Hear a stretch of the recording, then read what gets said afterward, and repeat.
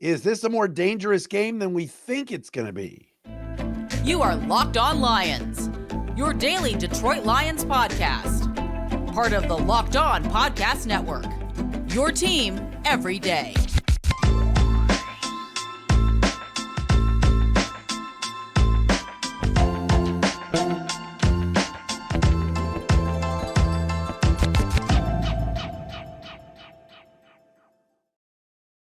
What's happening, everybody? Matt Dery with you on a Friday edition of Locked On Lions, Locked On Podcast Network, your team every day, on a Friday, December 7th and a Saturday, December 8th. Get you ready for the Lions trip to Soldier Field. Last cold game this team will play all year.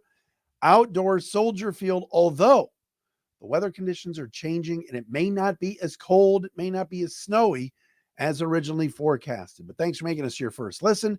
Checking us out wherever you get your podcast. Thanks to our everydayers who are out there watching, listening, wherever you get your podcast. Don't forget, subscribe to our Locked On Lions YouTube channel. By the way, we have now hit 9,000 subscribers on the Locked On Lions YouTube channel. So thank you for doing that. Did I say Friday, December 7th? It's December 8th and a Saturday, December 9th. Appreciate you checking us out. I got to give a shout out to, where is it? Oh my goodness. Austin Merwin on Twitter at Dery Speaks. Thank you to Austin for hitting me up. So telling us he is an everydayer. We appreciate him and you for checking us out. Locked On Lions today, brought to you by our friends at DoorDash. Few moments ago, I had my dinner from National Coney Island, and it was, folks, delivered from DoorDash. Look at the bag. Yes, it's the best right here in Metro Detroit. It should be here. I should say it got here right before I recorded the show. So thank you to DoorDash. Look, all you got to do is the following. All right. Place your order using the promo code LOCKED23 on the DoorDash app. And stay tuned later in the episode to hear more from our friends at DoorDash and what it will mean for you. Coming up on the show today, we got 3 keys to how the Lions can knock off the Bears coming up on Sunday. A little state of the Lions and the rest of the NFL that I didn't really realize until I looked at the standings today. We'll get into that coming up momentarily. I want to get into Chicago a little bit more and what they're doing. And an award was handed out to Sam LaPorta yesterday, which we got to discuss as well right here on Locked On Lions. If you missed yesterday's show, our crossover edition, the Thursday crossover, brought to you by PrizePicks with Lauren Cox, the host of Locked On Bears. So check that out as well, please, right here on Locked On Lions. But a lot to discuss, a lot to get into, certainly as we get ready for the Lions and the Bears. Like I said, in the open, I said at the start of the year, and I've made fun of the Bears a ton because I still don't think that they're a good organization by any stretch of the imagination. But with that being said, the Bears are playing better football as of late, and they seem to be clicking a little bit more, especially on defense. And they're a football team that in their last 8 games is 4-4. But then I started to look up and go, all right, a lot of parity in the NFL. I get that. Chicago's playing better. Bears have been physical on defense. We'll get into all that in a second when we talk about the matchup and keys to victory. But you know what? After I brought up on Wednesday's show about the Lions losing Aleem McNeil, and I still am going to defend myself, it's going to be a big loss, and I'm concerned about it.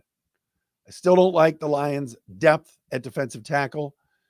Brad Holmes has done an excellent job drafting, but when it comes to defensive tackles and identifying players at that position, outside of Aleem McNeil, Onwuzurike, Buggs, Broderick Martin, others have not performed, okay?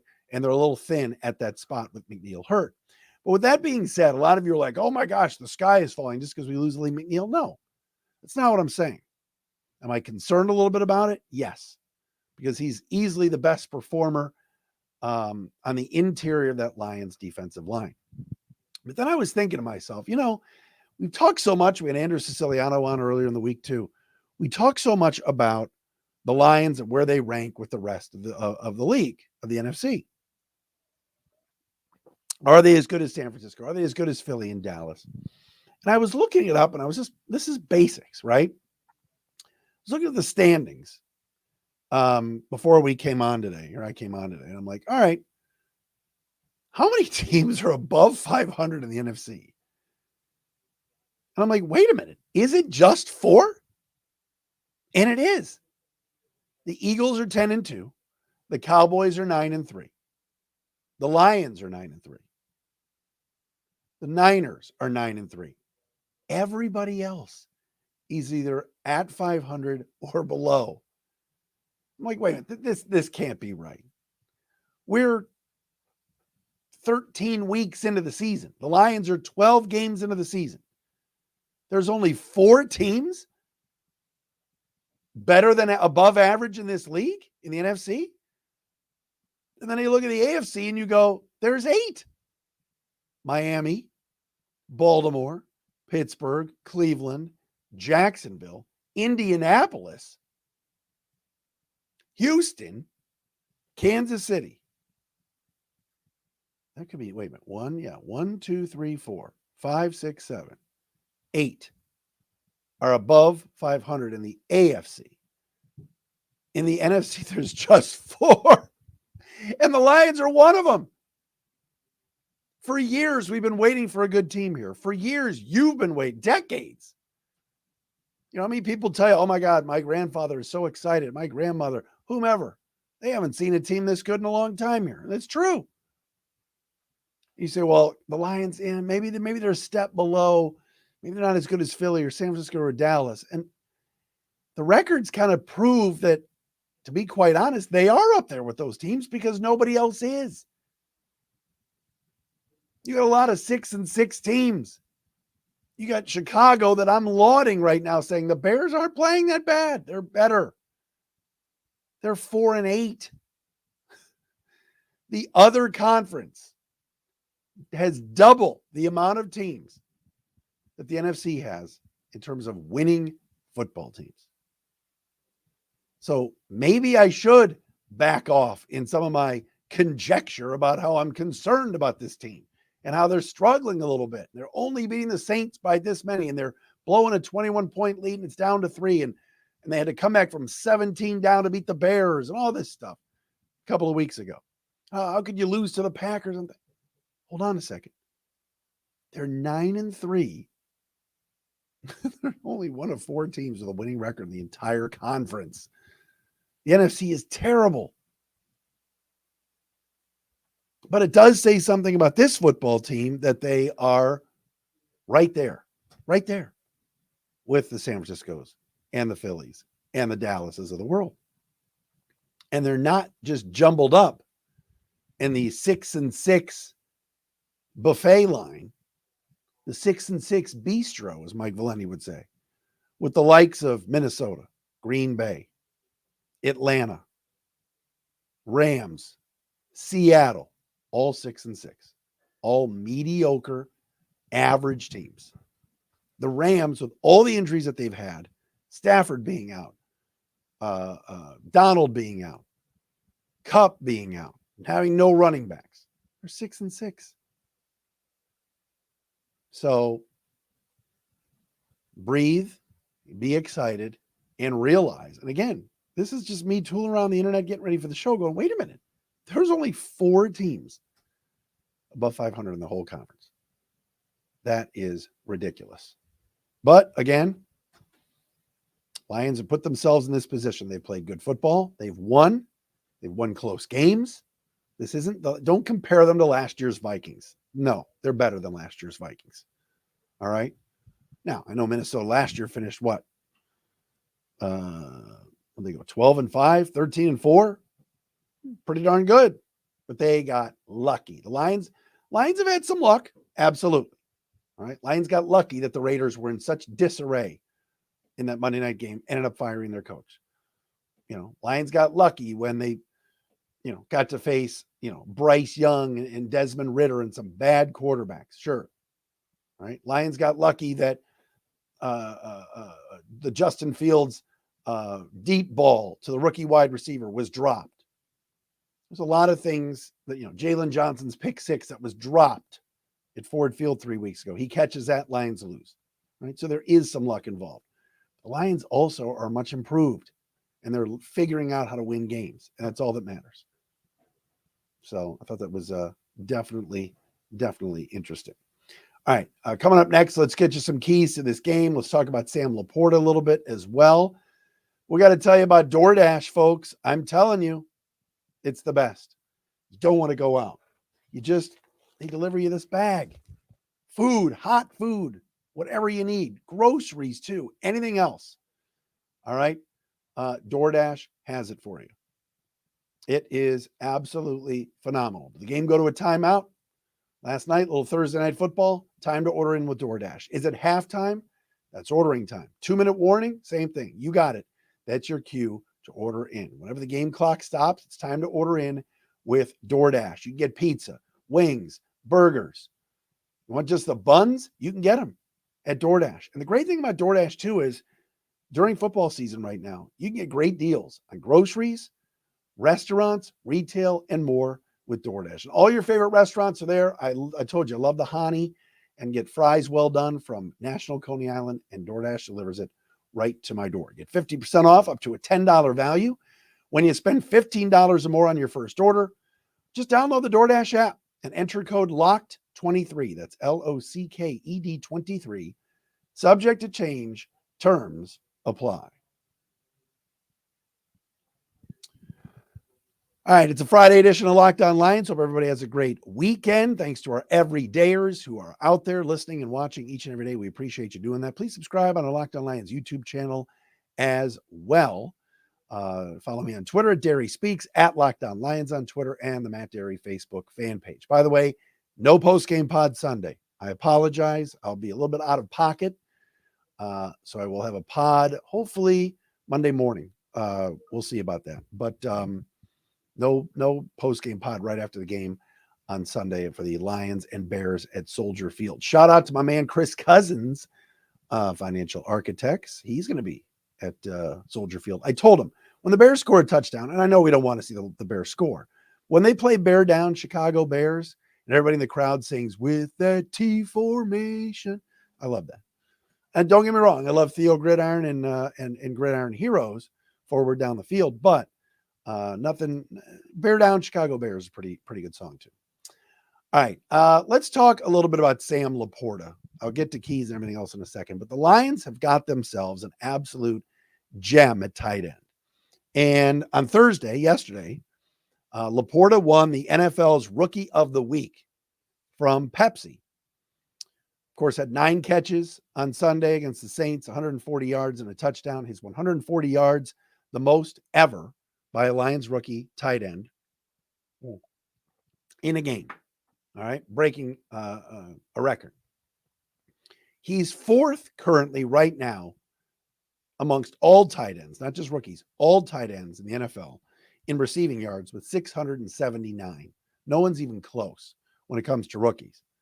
He could conceivably break Mike Ditka's rookie record, former Bear, number 89, of course, and 85 Bear legendary head coach Mike Ditka, could break his record of 1,076 receiving yards for a rookie. And I was looking it up and I was thinking about it, and our crack research staff has been all over it. But that's pretty darn impressive. And the Lions have had some really good tight ends, right? Going back to Charlie Sanders, certainly. TJ Hawkinson. Well, he probably never lived up to the hype of being a top 10 player, a top 10 pick or whatever, but he was good, right? Lions have had successful tight ends. David Sloan, I can recall, was a pretty good tight end. David Hill back in the 80s. Lions have had some guys that have played well at the position. All right. What about Rob Rubik? But I'm just telling you, Sam LaPorta, 2nd round pick out of Iowa, is special. And in a game like this on Sunday, where it could be cold, could be windy there at Lakeshore Drive on the lakefront, LaPorta he's just reliable. And he can block. Blocks people, catches the football, and does it all as a rookie and as somebody that, yes, comes from Tight End University, Iowa, right? That brought us Hawkinson and Noah Fant and all these guys. All right. But in this offense coming into the season, you knew, wow, Montgomery, Gibbs, Amon-Ra St. Brown, Reynolds is a target that Jared Goff is always like. Jamison Williams will be back from his suspension. Of course, he was back a couple of games early. You weren't sure about how Sam LaPorta was going to be incorporated and how many touches he's going to get. And all of a sudden now I was on the Detroit Lions news YouTube show last night with Coach Darcy and Joe and these guys, and it was like they're talking, well, maybe LaPorta's getting too much attention. No, he's the most reliable guy for Jared Goff right now. Amon-Ra, of course, is the horse, the main guy in this offense. But last week, Saints kind of took St. Brown away, and it was LaPorta who had to carry the offense. But a pretty good honor for him to be NFL Rookie of the Week. First Lion to get that honor since last year when James Houston got it against the Bears late in the season. He deserves it. And how cool would it be if he broke Mike Ditka's record? And there were a couple of tight ends taken before him, right? This is almost like the Tyrese Halliburton, Killian Hayes discussion. But man, has he been good. So well-deserved. Love what he's doing right now. And look, there's a pretty good tight end on the other side for the Bears and Cole Kmet, but not a lot of tight ends in this league that you would take over Sam LaPorta right now. Seriously, would you take Hawkinson over him? No, I think LaPorta's a better blocker. I think he's better yards after the catch. Certainly George Kittle and Kelsey and a few others, but Sam LaPorta is right there. And fourth in receiving yards, the entire league for tight ends. So that's pretty awesome. So shout out to Sam LaPorta, no doubt. One other thing on weather, and then we'll get to the keys in a second, but a lot has been made, and we talked about it a little bit the other day, about Jared Goff in cold weather. Jared Goff in 40-degree weather or below in his last 11 games he's played in cold weather, 40 degrees or below, 7 touchdowns and 7 interceptions. Jared Goff hears the noise, all right? He talked about it the other day with the media, like, look, I'll wear a glove if I'm cold. If not, I won't. He knows. He pays attention to it. And I think he makes it almost like a challenge to himself. Like, look, people think I'm going to go into Chicago, and if it's too cold, I'm not going to be able to perform. Watch this. He outdueled Aaron Rodgers last year in Green Bay. All right. I know he didn't throw any picks in that game, but he didn't throw any didn't throw any touchdowns either, but had a better game, higher passer rating, and beat Aaron Rodgers in 20-degree weather last year in Week 18 in Green Bay. But it just seems like no matter what, it's never good enough when it's Jared Goff for the media, the fans, whomever. I'm not saying if he goes into Chicago this week, re-sign him and he's great and he's a Pro Bowl. No. But Jared Goff has had a pretty darn good run with this team. And I hope that if they win in Chicago this week, if it's cold, windy, and he's able to perform, and he and Ben Johnson have that offense going, the people just shut up about Jared Goff can't play in cold weather. I hope he proves everybody wrong this week. I really do. The Bears defense, to their credit, has been much improved and has played well. Montez Sweat's starting to come on. TJ Edwards is playing well. Jalen Johnson, those guys. This will not be an easy game coming up this weekend. All right, we'll get to the keys to a victory for the Lions coming up next. But first, want to have some fun playing daily fantasy sports, not just NFL, but NBA as well. The easiest and most exciting way to play daily fantasy sports and win some money with you just against the numbers is PrizePicks. PrizePicks is so much fun. You pick more than or less than on 2 to 6 player stat projections and watch the winnings roll in. PrizePicks is the most fun I've had winning up to 25 times my money this football season. Seriously, you put in $10, you could win $250 just by picking some players on PrizePicks. Want to say Amon-Ra St. Brown for more than 100 receiving yards this week? You can do it. What about Justin Jefferson coming back for the Vikings? I'm going to say less than 100 receiving yards for him. What about Jake Browning of the Bengals? You can throw for more than 2 passing touchdowns or not. You can bet on that and do it at PrizePicks. Like I said before, mix in some NBA basketball as well. PrizePicks now offers Apple Pay for quick and easy deposits into your account this football season. Do me a favor. Go to prizepicks.com/LockedOnNFL. Use the code LockedOnNFL for a first deposit match up to $100. PrizePicks, daily fantasy sports made easy. All right, so Lions and Bears coming up on Sunday. What are some keys to Detroit getting a win against Chicago? Well, number one, Bears are 4-4 in their last 8. They're playing better.